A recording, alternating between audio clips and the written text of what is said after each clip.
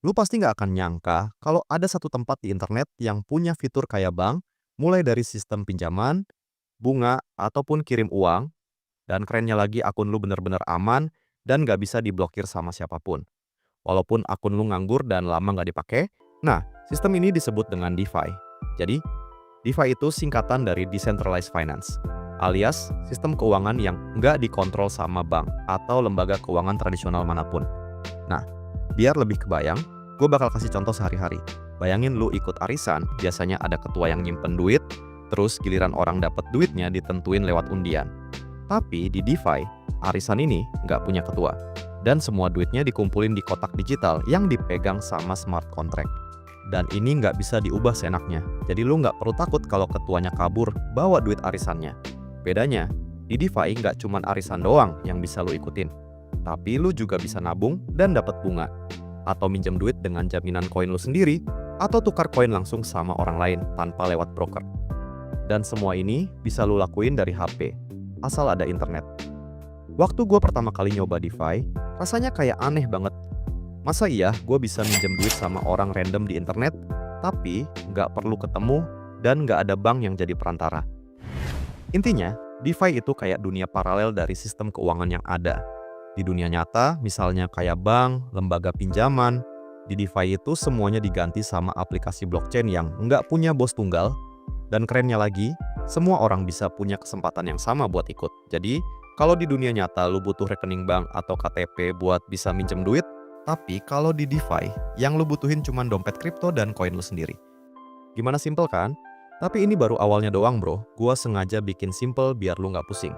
Dan buat memahami DeFi.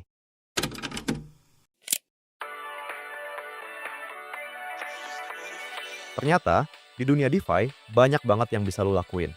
Dan yang paling mind-blowing, semuanya bisa jalan tanpa bank, tanpa broker, tanpa teller. Jadi ini semua bisa jalan otomatis dengan yang namanya smart contract. Jadi gini, di dunia nyata, kalau lu punya mobil tapi lagi nggak dipakai, lu bisa sewain ke orang yang mau sewa. Dan dari situ, lu bisa dapet cuan. Nah, di DeFi ada konsep yang sama. Cuman bedanya, yang lu sewain itu koin. Misalnya lu punya satu Ethereum, terus lu taruh di platform DeFi buat dipinjemin ke orang lain. Nantinya, lu bisa dapat bunga dari hasil nyewain Ethereum. Dan kerennya, semua prosesnya terjadi secara otomatis lewat smart contract. Jadi nggak ada drama orang yang nggak bisa bayar ataupun kabur bawa koinnya. Karena kalau si peminjam nggak bayar ataupun kabur, maka smart contract bakal langsung ngambil jaminannya. Berikutnya, lu bisa trading di tanpa perlu verifikasi identitas.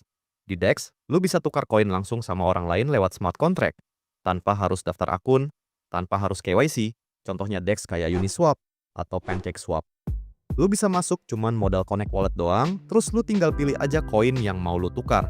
Dan semua transaksinya langsung nyambung ke blockchain, jadi nggak ada pihak tengah. Dan serunya, lu bisa dapat koin yang belum masuk ke exchange besar, tapi udah ada duluan di DEX. Mungkin sampai sini beberapa dari lu ada yang bingung kok tiba-tiba gua bahas DEX padahal kita lagi ngomong DeFi. Nah, jadi gini bro, DeFi itu singkatan Decentralized Finance. Jadi semua transaksi keuangan yang ada di blockchain itu masuk kategori DeFi, misalnya kayak Decentralized Exchange, staking farming, dan masih banyak lagi. Nah, berikutnya lu bisa staking dan farming. Contohnya gini, lu pernah nggak sih main game yang kalau lu login tiap hari, lu dapat hadiah? Atau lu nyimpen karakter di satu tempat, terus karakter itu farming item buat lu. Nah, staking dan farming di DeFi juga kayak gitu bro. Staking itu lu nyimpen koin di jaringan buat bantu validasi transaksi, dan sebagai imbalannya, lu bakal dapat beberapa koin. Sedangkan farming itu, lu naruh koin di liquidity pool biar orang lain bisa trading di situ.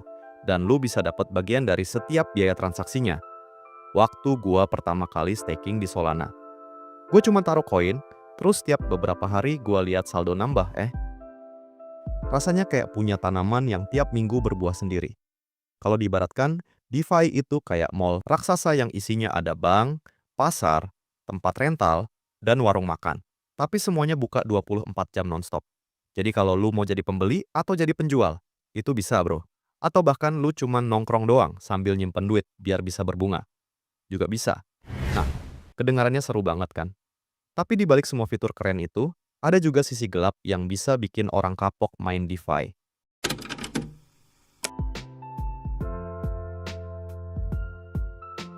Nah, Sekarang bayangin lu ikut arisan di kampung. Semua orang udah setor duit.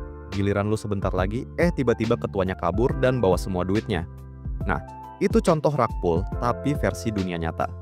Sedangkan kalau di DeFi, rug pull terjadi ketika developer bikin proyek buat ngumpulin duit dari investor atau liquidity pool, lalu tiba-tiba cabut dan ngilangin bareng semua dana yang udah dikumpulin. Biasanya ini terjadi di proyek baru dan belum jelas reputasinya. Nah, sampai sini lu pasti mikir, kok bisa sih padahal ada smart contract? Jadi gini, smart contract itu otak dari DeFi.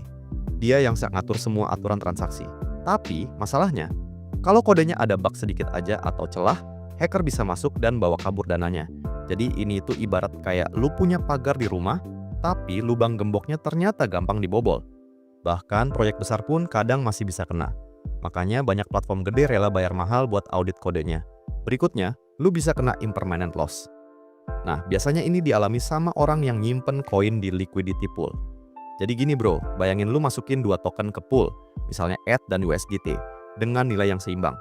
Misalnya, 1 Ethereum setara 3.800 USDT, dan karena 1 Ethereum setara 3.800 USDT, jadi lu juga masukin 3.800 USDT ke poolnya. Sekarang bayangin harga Ethereum naik jadi 4.000 USDT. Nah, karena sistem poolnya otomatis dan harus jaga keseimbangan, jadi ETH lu bakal otomatis dijual buat nambahin USDT.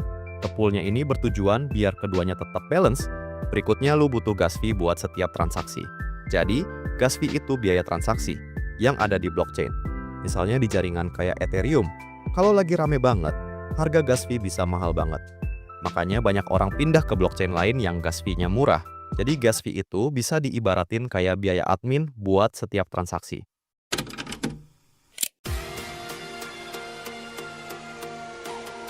Makanya, sebelum lu mulai, gua mau kasih tips yang gua dapetin dari pengalaman pribadi plus pengalaman pahit temen gua yang udah jadi korban. Nah, pelajaran yang pertama, lu harus selalu Dior. Dan jangan pernah ikut-ikutan orang cuman karena FOMO atau takut ketinggalan. Karena banyak banget pemula yang denger temennya yang cuan gede dari token tertentu dan langsung ikutan beli. Padahal, temennya baru cerita pas udah mau keluar. Jadi minimal lu riset dulu. Saran gua, lu biasa lihat di situs kayak CoinGecko atau CoinMarketCap buat ngecek info dasar.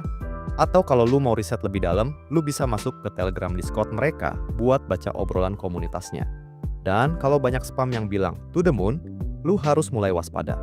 Berikutnya, lu bisa pakai uang jajan dan jangan pakai uang buat kebutuhan sehari-hari. Nah, ini prinsip sakti yang sering diabaikan pemula.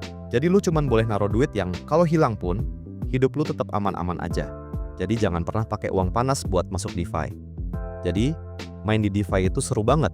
Apalagi buat Gen Z yang pengen cari cara baru buat ngatur duit tanpa ribet sama birokrasi.